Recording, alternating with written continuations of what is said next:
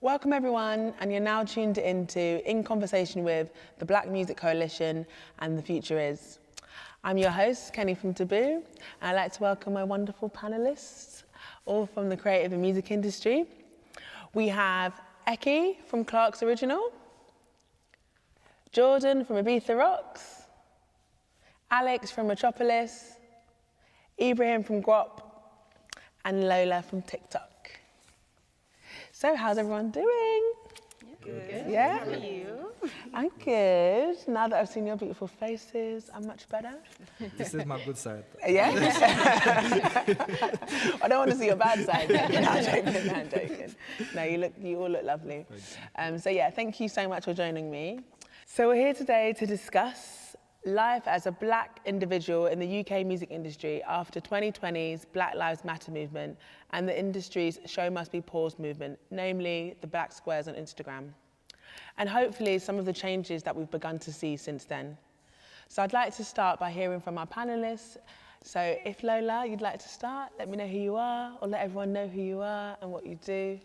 So I'm Lola. I am a creative partnerships manager at TikTok, and essentially what I do is I tend to identify the best UK talent on the platform, specifically in the entertainment category. I support them and just create amazing partnerships for them to level up in their careers. So yeah, that's what I do. Very nice. Thank you. Me? So yeah, my name's Ibrahim Kamara, and I am co-founder and CEO of a media platform called Guap. And we are we are a platform that's dedicated to discovering, showcasing, but also nurturing emerging creative talent across music, fashion, the arts, and we traditionally represent those who are from underrepresented backgrounds and communities. And yeah, we have a few platforms that we do that through, in a nutshell. Nice. Yeah. I'm Alex. I'm a live music promoter at Metropolis Music, which is part of the Live Nation family. I work across tours, concerts, festivals. I do all the planning and marketing and all of that kind of stuff behind the scenes. I also run a not-for-profit organisation for trans women, non-binary individuals in the creative industry. Very nice. Thank you. Go on, Jordan. I'm Jordan. I'm a promoter, talent buyer, creative director. I'm currently the music director for Ibiza Rocks, where I book and program all of the artists. I conceptualize event concepts, and yeah, I've been kind of doing that for the last 10 years or so. I also have a creative studio, which I co-founded, and we work with artists, managers, labels. We do lots of creative graphic design and motion graphics. I also volunteer time for the Black-Owned Economy, which is an organisation that basically empowers Black-owned businesses and entrepreneurs, which I got into in the last year and a half or so since Black Lives Matter. Hello, I am Eki Igbinoba, and I am the Global PR and Events Executive for Clark's Originals. And also last year I founded a collective called Diaspora Darlings, and we host events, although 2020, we host events and have a monthly radio show on Foundation FM, which is a female-led community radio show. And we basically just speak on our experiences as Black women and women of colour navigating this very interesting industry. Thank you, very nice. So you've all got very interesting things that you all do, and really great things. So can you tell me a little bit more about your experiences navigating the creative industry as Black professionals? How has it been for you? Well, speaking of my experience, I have had a very interesting journey. So previously, before TikTok, I worked at Red Bull for about 6 years.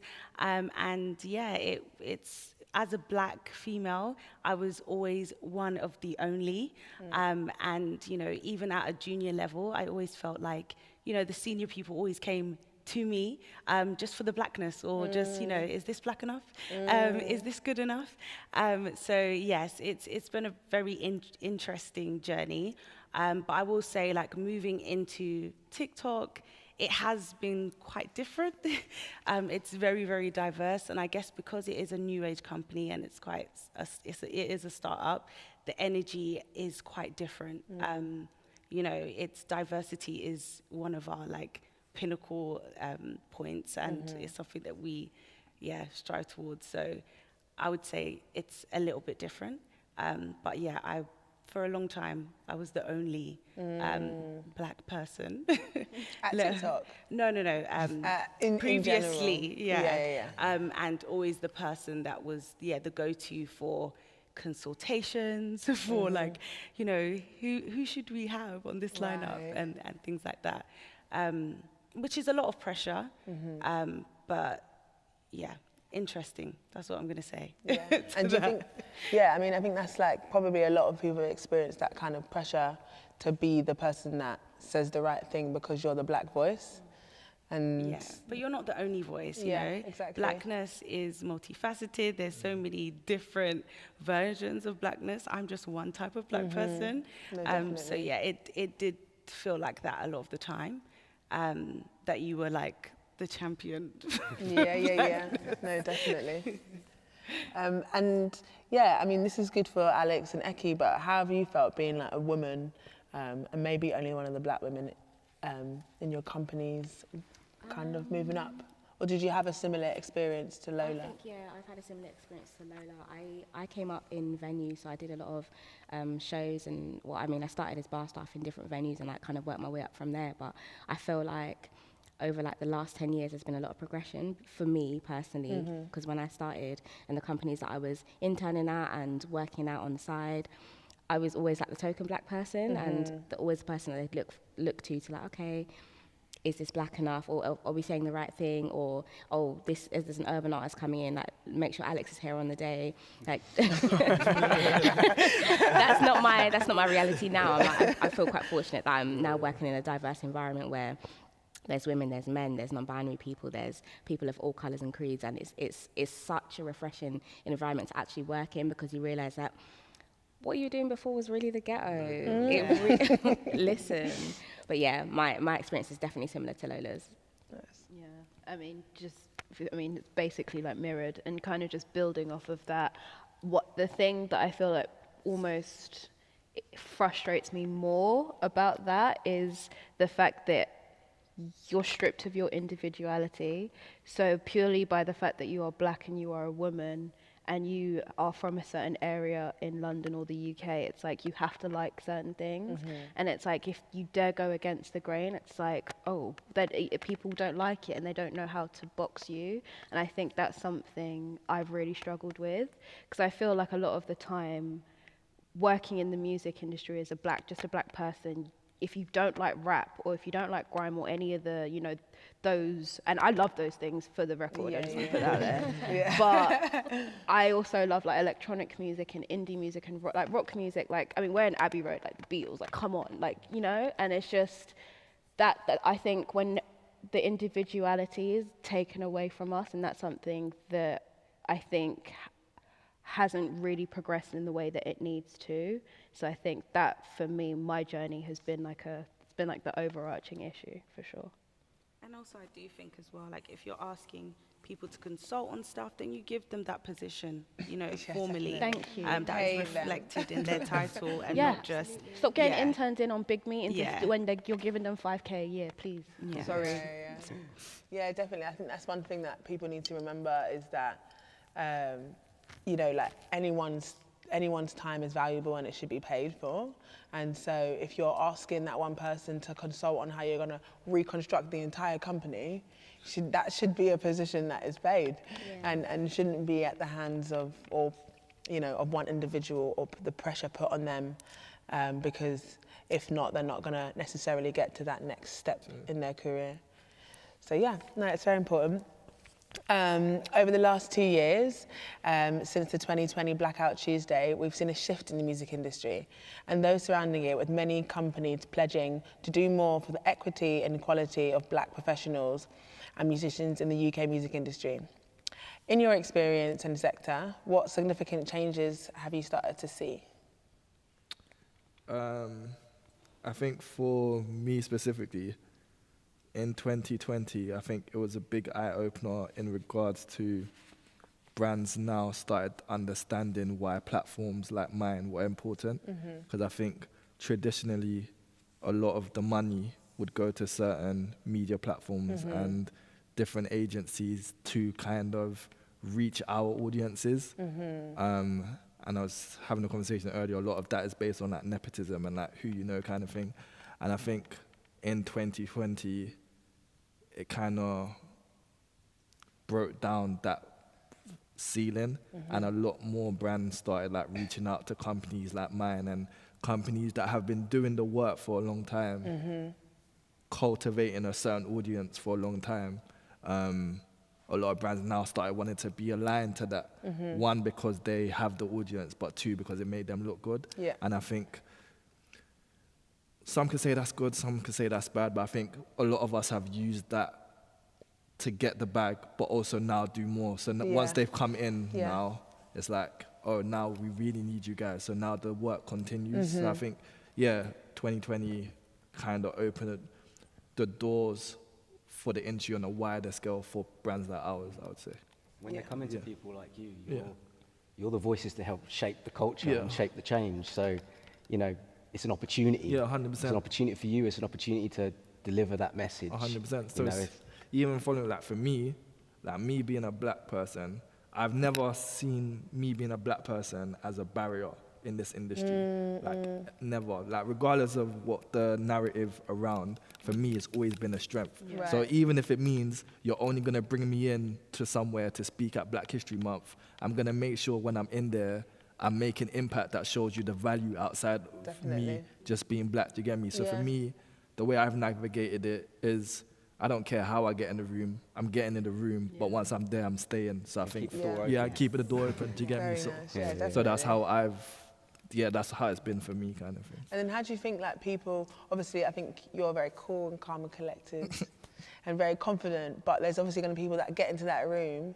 and they're the only one in that room. So maybe they're going to run out because they don't feel, you know, confident to stay there with nobody who looks like them, sounds like them, you know? Yeah, I think for me, I think everything is inside out rather than outside in. So I think you have to get to the point where you are that person. You are that person. Like you trust what you have to say, regardless of what's happening outside. And I think the faster you can get to that, the better. So you should, if you go to a room and it's not aligning with your energies or what you feel like, you're not meant to be there. Like, don't be there. We don't have to be in these places. There's a choice. Like, they're paying you and all that kind of stuff, but you done the application form. Like, it's a choice. So I think taking accountability of our lives and just like literally, if this ain't the right place for me, I'm going somewhere else, and not compromising on that, I think will help navigate those situations. Yeah, I think as well, just like using, just continue what you're going to say is that we've all got, we're all highly skilled and highly connected, 100%. and creating maybe your own spaces is actually the way forward rather than trying to get into other people's. And I think I've definitely seen that since the Black Lives Matter movement, a real camaraderie between creatives and black creatives in the industry. But yeah, sorry, Jordan, what were you going to say? I was just going to say, like, you know, I think for me personally, the last 18 months or so has made me reflect a lot on myself, and maybe previously not even noticing that I was the only black person in the room. Like, I didn't grow up in London, I grew up in a suburb, I'm of mixed heritage, and a lot of my friends are white, my girlfriend's white, you know, like my mother's white, so I didn't notice, and often that felt like we were talking earlier, like maybe I was complicit, you know, in some ways, but it's really casted, you know, a spotlight on myself and how I can reflect and how I can improve, and notice some of those conversations that maybe felt uncomfortable for me in the past, but I didn't really have the confidence to speak up and say something about. But I think the movement has given us power. You know, it's given us strength, and it means that people have to listen now. You know, stepped outside of your comfort zone. Yeah, exactly. And you know, like you're, Ibrahim, you're kind of like curating culture. You know, Alex and myself are promoting shows and booking artists, which gives us an authority almost 100%. To curate culture also. You know, our bosses kind of, you know, they want us to make money for those shows, but we can put those shows on that we think are going to help really kind of cast a positive spotlight on ourselves, you know, and our culture. Even with what you just said about your bosses want you to make money, I think before lockdown, Yeah. doing things that were purposeful was charity. Yeah. Where now you can do purpose and do profit at the same time. And I think brands now know you can have purposeful profit. So now they know you can't have just profit without the purpose or without aligning with a cause or something like that. So now, let's say for us, like we was building a platform that's for emerging talent that isn't lucrative. Do you get what I'm saying? But now, because we was doing that for years, it's now lucrative in a time where everyone wants to align to purpose. Do you get me? So no, definitely. It's like, that's one thing. That was a shift, I think, that it's not charity no more. It's now, we need this to make money. Do you get me? No, definitely. I've seen that as well. Like my company's a baby company. It started in lockdown, me on a laptop. And one of the biggest things that we do is that we try to make every brand commit to giving back to the subculture, community, gender, whatever it is that the musician comes from, because we connect musicians to brands. And for some reason, that is the bit that everybody wakes up to. That is the section of the presentation where they're like, shit, yeah, she's got the money. Yeah. And it's so crazy to me, because to me, it's like, this is an added extra, which is a no-brainer, that is something that is important to me. 100%. Yeah, it's completely natural for me. And so it's also interesting to see how maybe brands can also make that into a bit of a commodity where it shouldn't be, in a sense for me, of... that's not a negative. Like, for me, it's like, it's for the bigger picture. Yeah. If that's what has to be done for us to get the P's, then let's do it. Like, I understand your value that you want from me, and I know what value I'm getting from you. So as long as there's a clear value exchange, so be it, innit? Like, it doesn't matter. That's a good way of looking at it. Yeah. And also, just quickly, just like, here's the thing: before something becomes normal, people have to disrupt and break things, and you know, really just shake it up. And right now we're in this era of disrupting, we're shaking shit up, and it's like, it's now like, oh my, it's seen as a marketing ploy or a commodity that, you know, brands, you know, want to do good and all of this stuff. But 10 years from now, like I was saying upstairs, like by the end of this decade, a lot of the things that we're talking about now, they're going to be normal, and that's the way it should be. So I feel like, again, just bigger picture, just building off of what Ibrahim said, I think it's just so important. Like, even if you do kind of have that feeling, in the long run, like, our kids are gonna, like, they're gonna grow up being like, yeah, of course, like, someone was equally paid for this, and of course, you know, all the people at ad agencies are like, do you know what I mean? So, yeah. It's about the destination. Exactly. Yeah, definitely. Ah.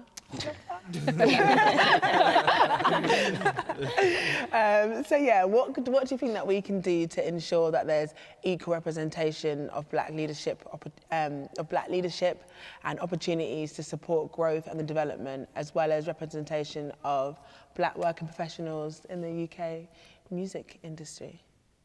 I think having conversations like these, because 10 years ago it was, I mean, people were having the conversations, but just not as much as we are now. And I think that's opened a lot of doors. Like, if you don't stand up and speak, then how are people going to know?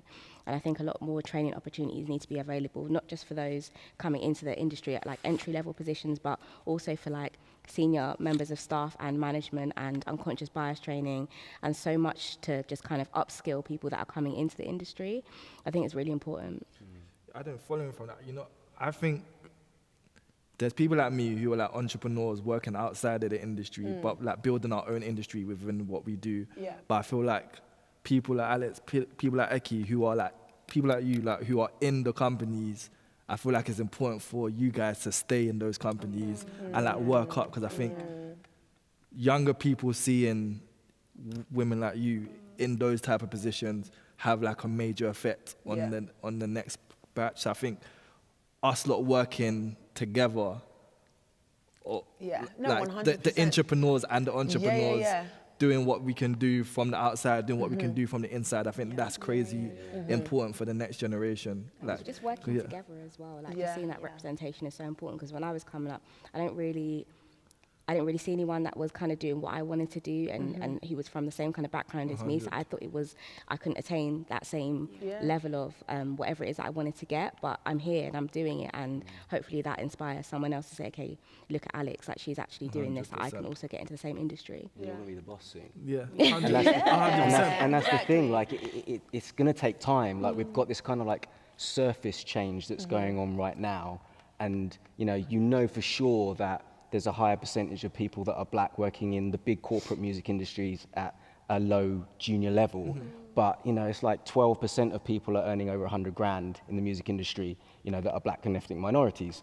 There's a huge disparity on what people earn.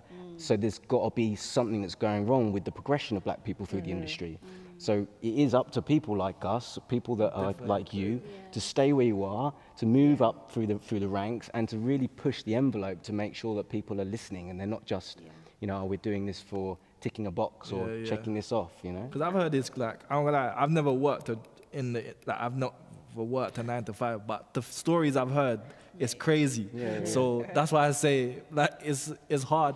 I could probably just say it because I'm saying from the outside, but I've heard it's hard, and that's why I'm saying staying is like important, because you might have to stay for the bigger cause. We need people in the boardroom. Do you get me? And building up on that, like, I think previously you did say, like, if it's uncomfortable and if it's not right, but sometimes it's going to be uncomfortable. And I think it's uncomfortable for everybody. I think there's some topics, for example, that you don't want to speak about. It's easier if you just back away from it. But what I've said to I said to you earlier, it's like, you might feel those feelings internally, but just if there's no diversity on it, or if there's something that points out to you, that stands out to you, say it. Like, and at least it's out. At least it's out there.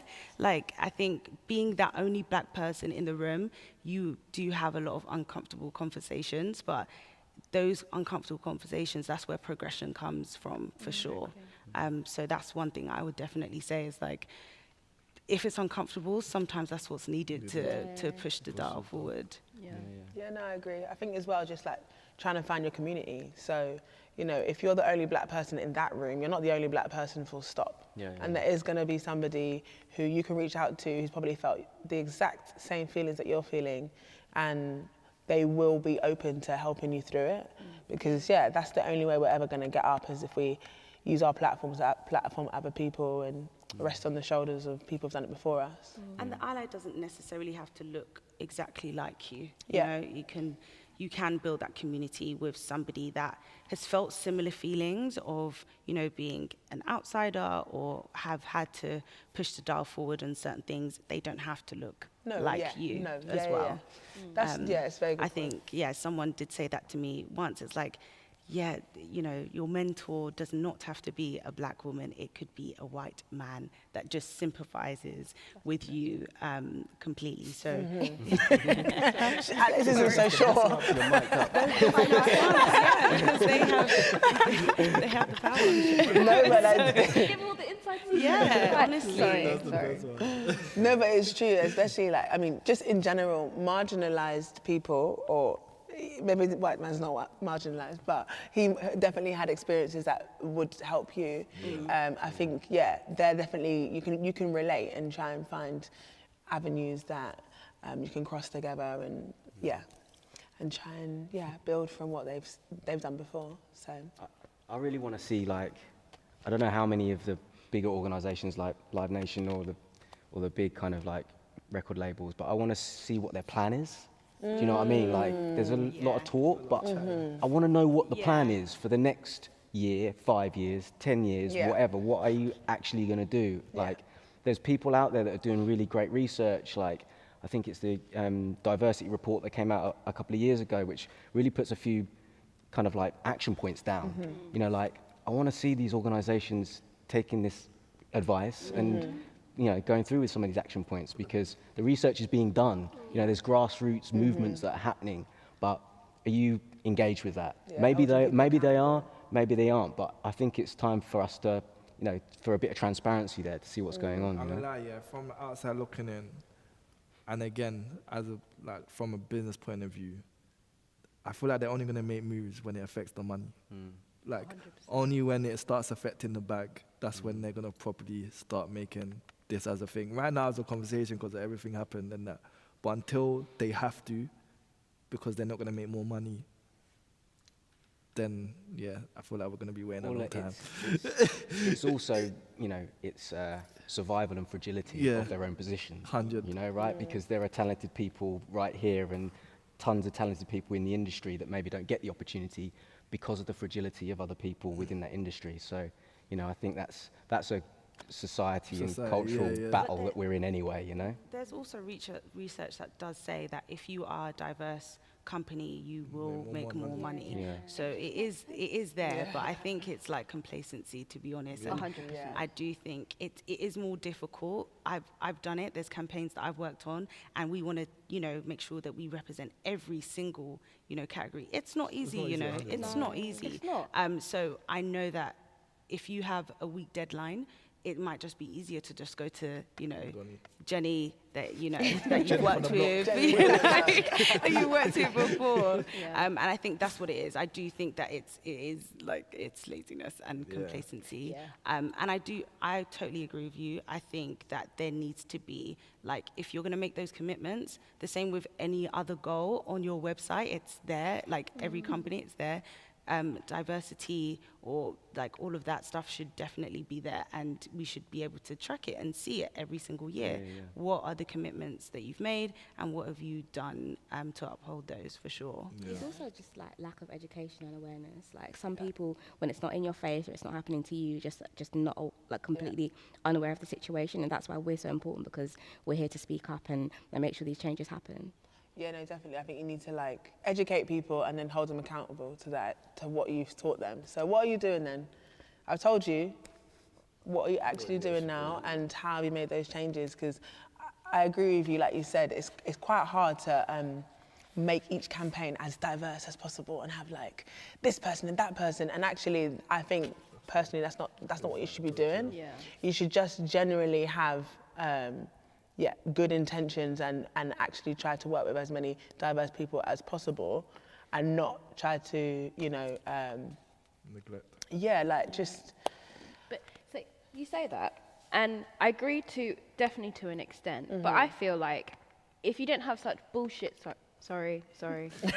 If you didn't, I actually meant to say biased as well. If you didn't have such biased hiring HR practices, you wouldn't be struggling when it comes to, you get a deadline from a client and they want to reach, you know, X amount of people in a certain place, because you would already have the people working with you. And I just feel like we need to stop making excuses, because these brands, they have money, they have budget, and if you don't even want to hire these people, they're consultants. Like, what are you on Instagram, LinkedIn, all these platforms doing if you're not looking for more things to strengthen your work? Out, like, do you know what I mean? And I feel like we can't take our foot off these people's necks. Yeah. Like, we can't. Yeah. No, like, we can't, like, anyone who knows me as well, like, I love, do you know what I mean? We have to, because if we don't, then essentially all these pledges and things that they said last year, it just becomes a good look for them. And they get to, you know, sit on their high horse and be like, I pledged last year, like, oh my God, I did this, and I did all of these amazing things. And then in reality, the team is still all white, it's still all middle class, and they just get a good look. And keep the foot on the neck. That's our responsibility, is like when we're in the rooms, if no one said it, well, where's the black box? Come on, let's talk about it. That's that's what our role is. Yeah, to make yourself comfortable. It's like sorry, because this is really, it irks me, but like, you know, like in June when it's Pride season and everyone's a rainbow. Yeah, that was really annoying. What percentage of your staff is LGBTQI? Like, let's really have that conversation. But then fast track to October, or June last year, you want to put up a black square. How many black people have you either worked with or work for you? Like, don't give me none of this if you're not actually going to follow up. Over it, 12 months later now, we're in September 2021. What progress has really been made? Over 100 brands last year took to LinkedIn, social media, and saying, we're going to do this, we're going to do that. I worked for a brand that pledged that, and I left because it was a racist mess. So we just foot on the neck. Yeah, I love that energy. Okay, cool. But then, I mean, that goes, really nicely onto my next question, is that have you seen a decline since the Black Lives Matter movement? So of course everyone was pledging and doing this and waving their flags and black boxes, but what have you seen since then? Do you think that things have become less, or do you think the momentum has still stayed the same? Internally, I have never had this many conversations around diversity and making sure that we are, let's say, even the suppliers that we use are of like from black businesses, or I've never had this many conversations around that. We would talk about it, but then we would have 5 agencies, for example, and it would always be the one that they always would use previously. It was like, oh, this is nice. But with that movement, well, where I was previously, they were forced to use those or even have those conversations. Because for me, it's all well and good, using one black person for a campaign, but let's put money in communities' pockets. Let's, because working with a big brand, that's a good look for any agency, and that, gives them a good leg up. A good leg up for their careers. So I think it was positive change. It's obviously we are not at the end of this journey at all, but this is the first time that I've been having this many conversations around like using suppliers or using more black talent. So for me, it's been a positive change. And like I said, it's still work in progress, but it's been positive for sure. I'd say positive, I won't lie to you, because I think... So the momentum is still there, basically? Behind the scenes, definitely, because I think, like what you just said about creative agencies and stuff, like we're now being able to like do work with these big big brands and stuff, but we pick the talent, and we pick the talent both behind the scenes and on camera. Yeah. Do you get me? And now they're listening, so there's no argument. Like if I say this is what I want to use for this campaign, this is who we're using. Do you get what I'm saying? And it's like, let's say even like we just done something with Kurt Geiger and stuff, and I have direct contact with the creative director, and she listens to me on what we should be doing with her brand. Do you get what I'm saying? That only came from what happened last year. Do you get what I'm saying? So I think behind the scenes, because we're working on like a few briefs where it's like people are just, it's like they've been they've woken up kind of thing. So. Yeah, I can personally say for me, like behind the scenes, I can see a lot of brands are trying and are trying to do something. Same. Over like the last year and a half, I've had more opportunities to change things within certain companies like than I ever have my entire life, and that's something that I never thought I would see. So definitely since Blackout Tuesday and the show must be paused and just the black squares and everything, I feel like behind the scenes it's been a real positive change for myself. And like within all the companies that I work with, everyone's made an active effort because they have black staff, they represent black talent, and things need to change and people are recognising that. Yeah, I think the momentum is still there.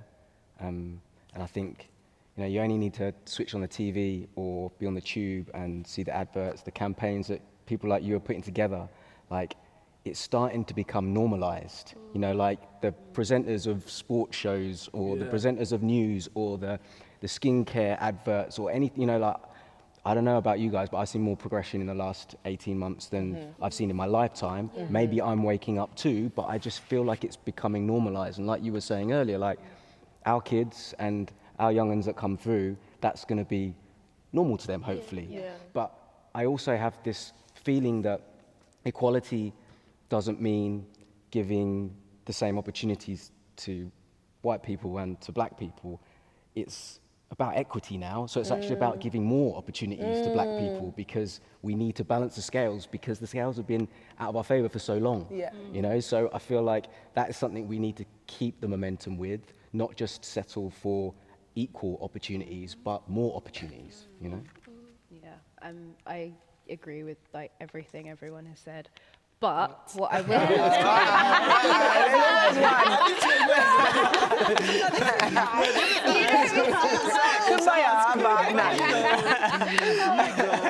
for a summary on the end. That was really funny. That was really funny. Yes, but I do think that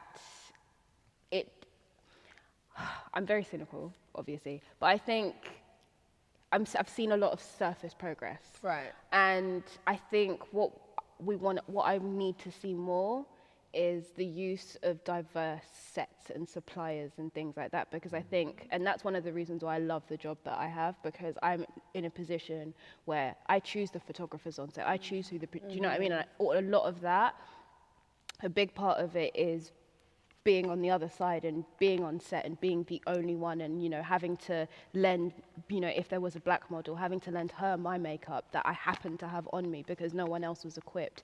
And it's just, I feel like there's so much amazing progress being made, but I feel like, unfortunately, kind of going back to what we were saying before, when something does become a trend and a marketing ploy, you find a lot of bad people trying to align themselves in that. And I worked for a brand last year that up until that point thought was amazing, super, super equal, genderless and all of this stuff. And then I actually worked for them, and it's without a doubt the most racist place I've ever worked. And this is a company, in June, they have their black square. I'm definitely going to check with LinkedIn. Listen, if defamation wasn't a thing, I would name and shame. I'm definitely going to check your LinkedIn. But yeah, I mean, have a look at my LinkedIn before Clark's. And it's just, this company, they put out a pledge. My line manager, one of the first things she said to me when she hired me, she's like, I'm just so happy with all the diversity and everything, all the fresh perspective you're going to bring to the company.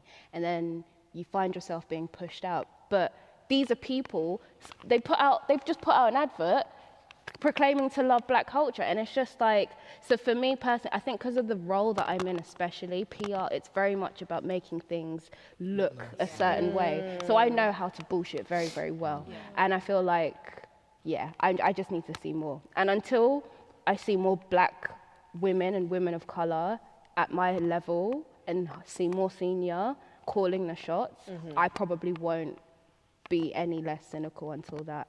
Because it's not a level playing field at all. No. Yeah, I like what you say about the suppliers as well, because I feel like, again, we could probably all do more. Like I volunteer for an organisation called Black Owned Economy. It was basically set up by a mother from Leeds and her family. It was a Facebook group that happened a week after the George Floyd murder, and it became a group of black business owners and entrepreneurs. There's more than 150,000 people in there now. I'm in that group. Yeah. I mean, we're probably all in that group. But it's become a place, and it's a Facebook group, and we have a website, but it's become a place where whenever I want to buy anything, I now go there first, because we have to elevate ourselves as much as making sure that people can give us opportunities. So I think that suppliers angle, there's great black entrepreneurs that are doing everything. So my kind of learnings in the last year or so is like, can I always buy black if I can? Because of that equity thing again, Yeah, I think Matt, my friend Matt, is starting this thing called Own. I feel like it's Own. I'm sorry if it's not Own, but I'm gonna drop it in the YouTube link.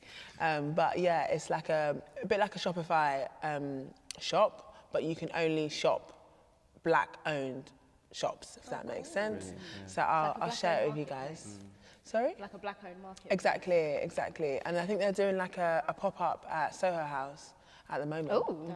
Yeah, so you should check it out. Bougie. That's really wicked. It's a little plug for you, Matt. Bougie.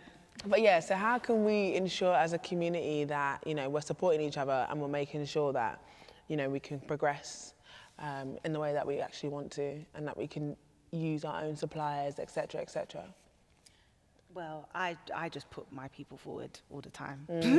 Like always, if I know a good photographer, boom, that's it. Like he's sick, I'm passionate about it, I pitch the hell out of it and I put it on the table. Like recently we did a carnival campaign, and the people that shot the whole wrap up were black company. We're about to do Black History Month. The agency that we've got is black, because why not? We're doing a black event. It should be a black company, because a lot of the time behind it looks great, it's all black, but the person that has done it is normally a white PR agency or a white events company. So you just have to push your people forward, shout as loudly as you can about them. Yeah. And when you do have that position where you have authority, like I'm obviously in that privileged position, they listen. So when you have that position, you Even can. following from that, I think the people outside have to continue working even when no one's watching. Oh, yes. That's very true. I think yeah.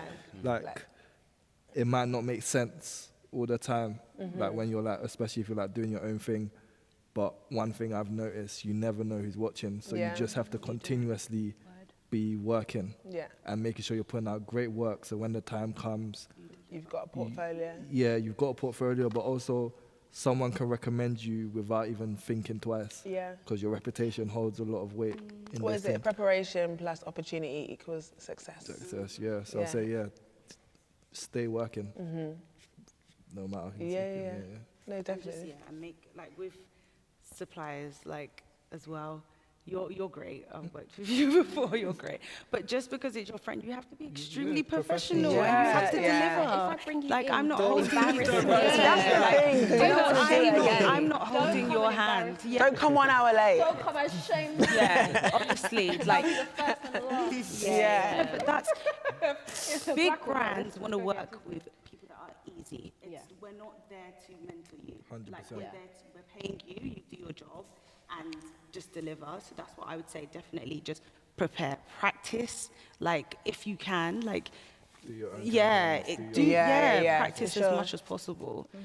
Because when it comes down to it, if there are hiccups, unfortunately, it isn't just because you're black. It's because You're not you good. made it really difficult. But then it's going to be a bad reputation for the next version. of you. Exactly, Oh, yes. Do you know what I'm exactly. You saying? have bigger responsibilities on your shoulder. 100%. Because Like, if you're the first to be in a certain space, you have to do it 10 times better, because if you don't, it's going to be, black people can't do it. Like, I can't, the last time I hired a black person, they done this. Like, you don't want that. So, again, for me, any room man's in, we have to smash it. Whether I'm getting paid a bag, whether I'm getting paid 100 bags, like, the work itself has to be spectacular, because they need to know that we're able to do it at this level without thinking twice. Yeah. Do you get me? And some tips could be just like, I guess over-deliver, but just be very, very clear on the brief of whatever it is and those expectations. Set those expectations and have those clear at the beginning so that there isn't room for any, and just have it all written down, because I've had a couple of experiences where it's like, you should know. It should just be clear. If you're not sure, just be clear for sure. And what would you say to people who are a bit scared? Because I think, like, I have no problem, like, platforming people and chucking them in the limelight. But I think for some people, when they manage to get them step through the door, they're not sure if they want to bring, like, the whole squad with them just yet, because they're scared. And so what can we tell those people to make them feel more confident about bringing their people in? You should know who you're bringing in. Like, Exactly. it's What not are an you scared of? experiment. Why are you recommending someone if you've never? You should what's know going their No, work. it's not necessarily about not knowing who you're bringing in. It's about being scared of they're not gonna deliver. There being too many. Essentially. Do you know what I mean? Essentially. I don't think that one Yeah. is fair. I think that one Essentially. is enjoying being a token. I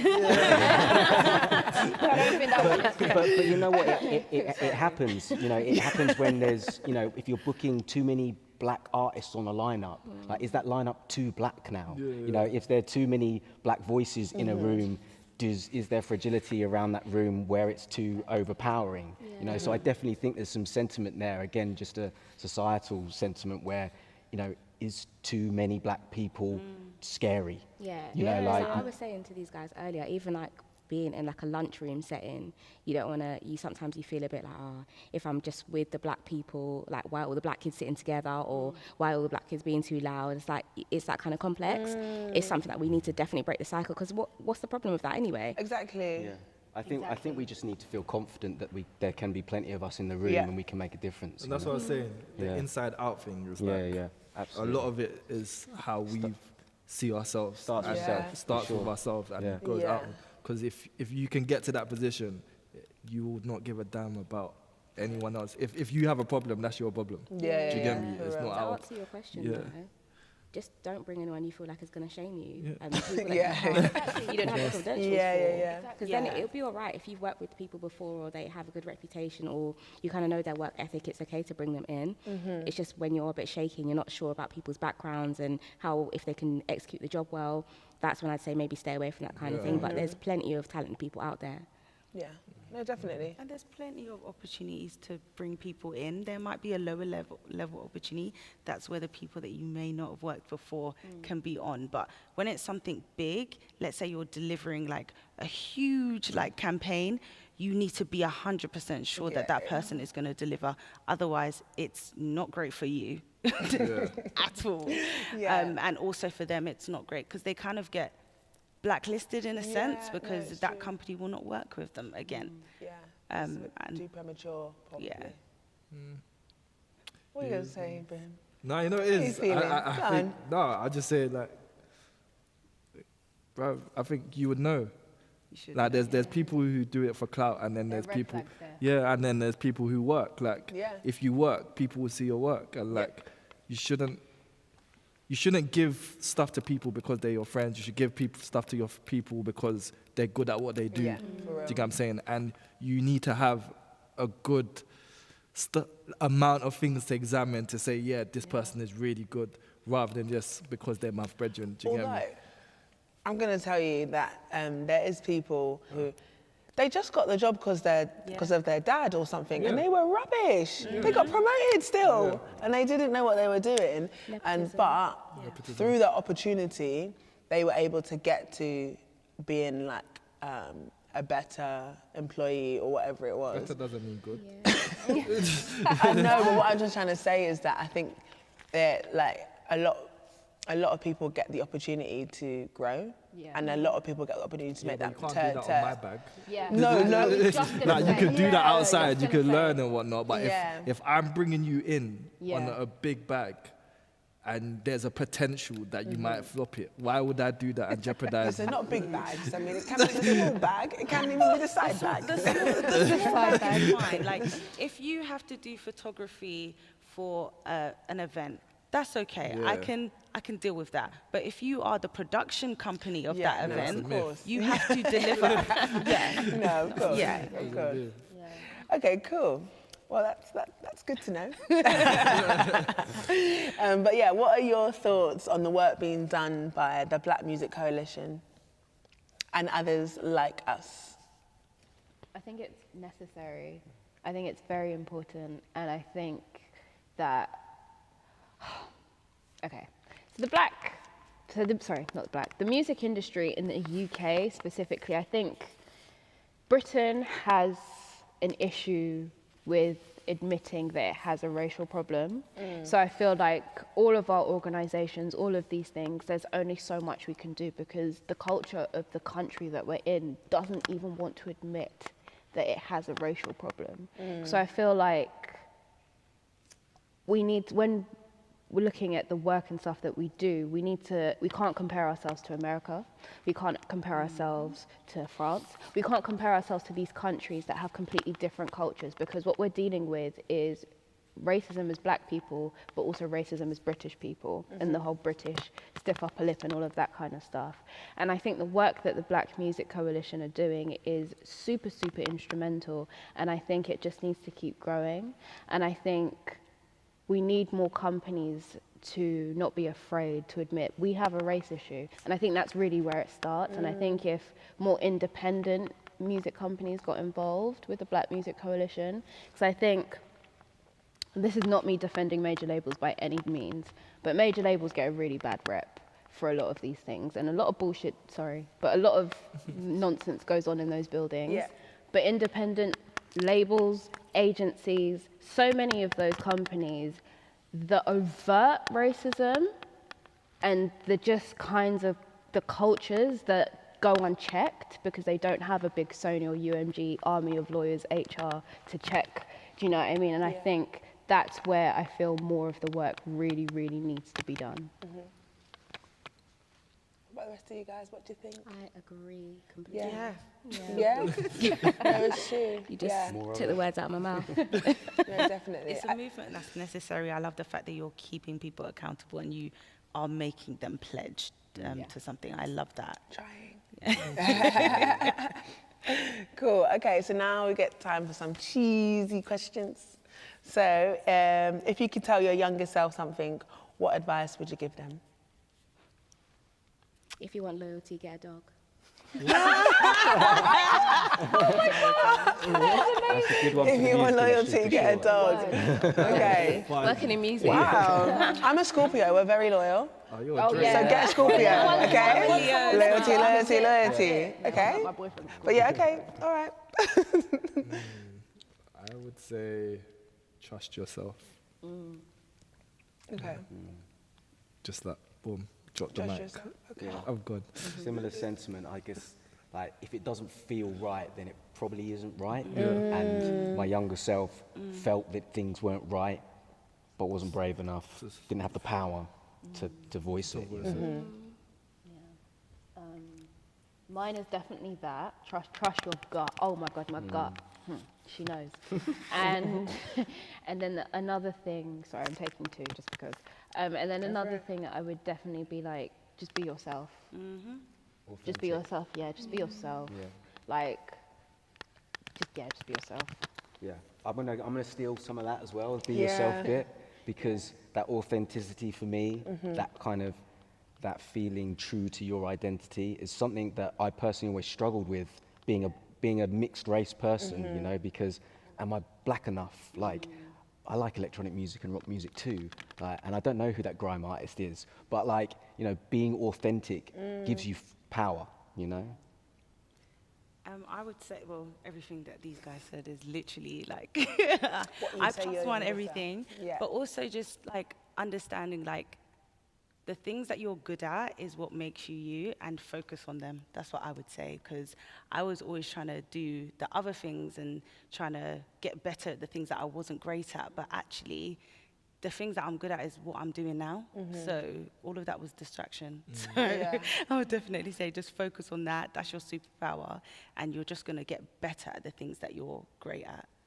Yeah, no, definitely. I think though, on that point, the creative industry seems very sexy, and lots of people want to be inside it, but they don't know what they want to do, and they don't know what they're good at. And so, sorry? A lot of clout chasers.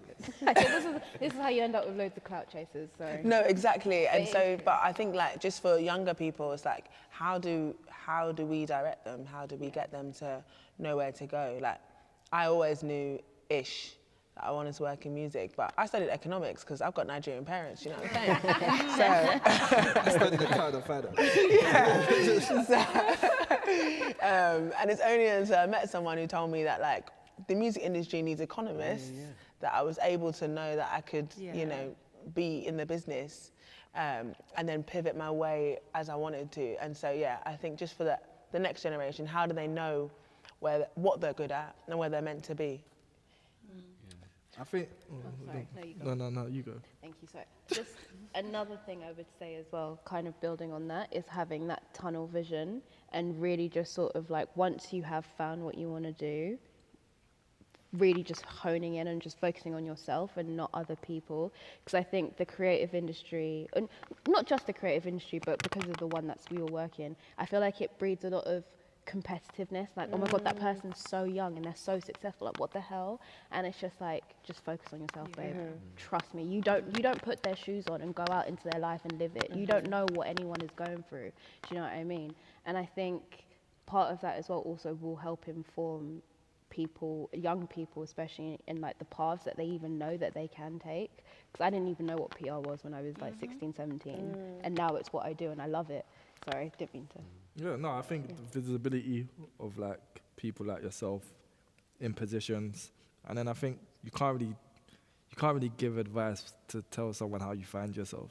Like if I be honest, I just feel like people need to find themselves some way, somehow. But then when they do find their thing, just like you said, tunnel vision into it.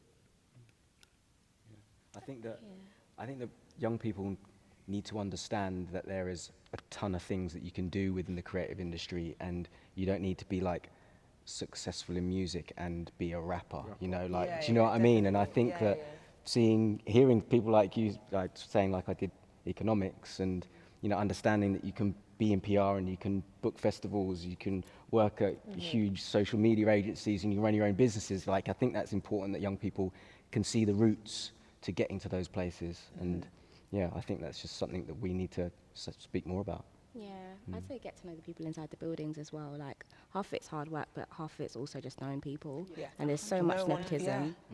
I was saying this to Lola, like, people just want to work with people that they like. Yeah. 100%. So they will, yeah. That is how I've navigated throughout my whole career, I'm not going to lie. Like, I started at Red Bull at reception, I got a job in marketing, I got a job in the media side, and that was just based on the conversations I was having with people, and they genuinely liked me and thought, do you know what, you would be good at that, even if I didn't know it. And that was just based on conversations that they had with me.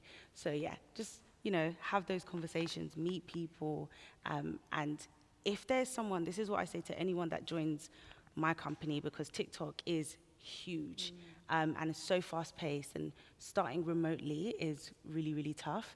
And I say to people, if you are in a meeting and there's someone that says something that you find interesting, go and chat with them.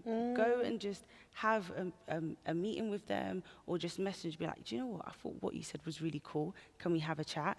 And now, what's great about lockdown is that people are actually genuinely open to have conversations. Yeah. So if you do want that, a lot of the time people just get opportunities because they are the ones that step forward and actually just reached out to someone. So that is definitely like a great point for sure. Yeah, definitely. I mean, I party a lot.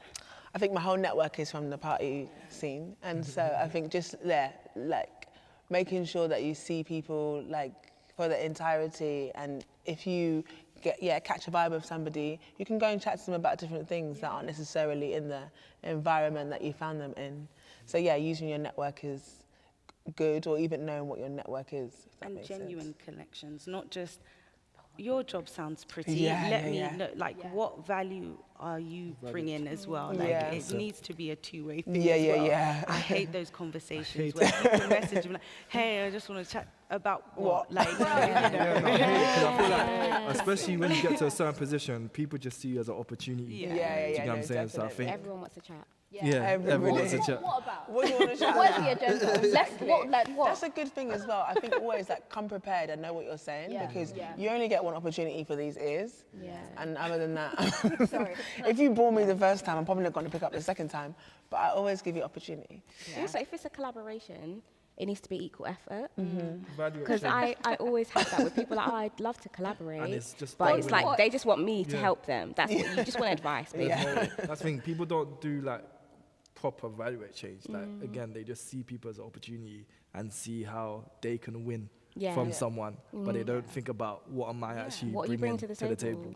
This Do you get is me? a very interesting conversation and something I completely agree with, because I feel like, and please don't come for me, but like I feel like on one part I think it's so important, you know, being available and, you know, all of that stuff, but I think we are in an era now of over familiarity, and I think lockdown has accelerated that. And entitlement. Yes. Entitlement. Entitlement and over familiarity go hand in hand like this. Yeah. And I feel like because, you know, we have public Instagram profiles or whatever, or LinkedIn, and like people just feel like, okay, well, they're black, so they get it. I'm going to just message them. And like, listen, I get it to a point. But if you can't come to me with a very clear kind of agenda of what you actually want from me, and you're just in my DMs or just harassing me at parties and things like that, it's annoying. You have to understand I'm a person, I'm not just my job. We are people behind our careers. And I think having that tact and respect, that goes a lot further than just making sure you're getting yourself in front of these people. Because yeah, you've gotten yourself in front of me, but I'm remembering you because you're a nuisance. And I'm not, you're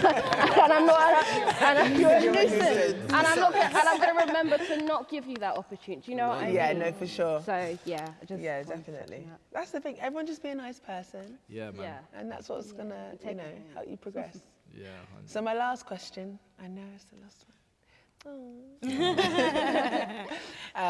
is what would you like to see more generally for the betterment of black people working in the creative industry?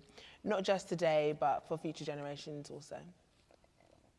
I want to see us making more decisions. I want to see us at the top. I want to get to a company one day and the GM is a black woman or a black man. Like, that's what I want to see. Yeah. I have not seen that yet anywhere. Yeah. The statistics are actually nuts. I think Lucy last night sent them to me and it was like 0% something, something, something. 0% something, something. I was like, what? Yeah. But yeah, it's not good. Sorry, Khan Ibrahim. I think I'd like to see more people happy. I think whenever I speak to a lot of people, they're just calm with their job and like they're not really happy. I think, yeah, I just want us to be happy doing what we're doing, like confidently, and yeah, just being calm and content. So we're not complaining or not upset about stuff anymore. I think that's what I want to see. Yeah. I know it's not my turn anymore, but that is like the reason I do what I do.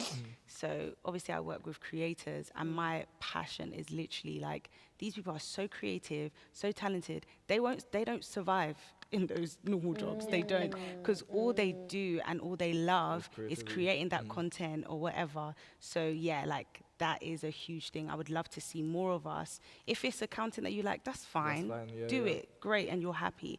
But in that creative place, just having that, like being able to do that is like a huge thing. Yeah, it is a privilege, because to enjoy your job is not that many people get to. And you're lucky if you do get to be, what is it? You work a day in your life. Like if you like your job, you never work a day in your life. Yeah. I mean, I definitely work. I like my job, but you're gonna put in the hours because you are passionate about it. If you are working a job that you hate, it feels like punishment, you know, doing those extra hours. And to excel in anything, you do have to put the extra hours. So yeah, like you definitely like wish that we're all happy and enjoying. That's a nice one. I think I would like to see for us, like, our people make more money and be paid the same as our non-black counterparts. I think that's really important. Like, give us the same budgets and don't try and shortchange us. 100. Yeah.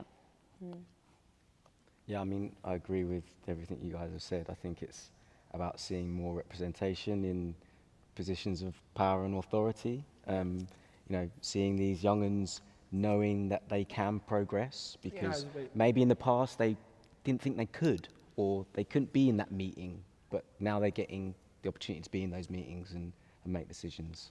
Completely echo this panel. Really, really good panel, by the way.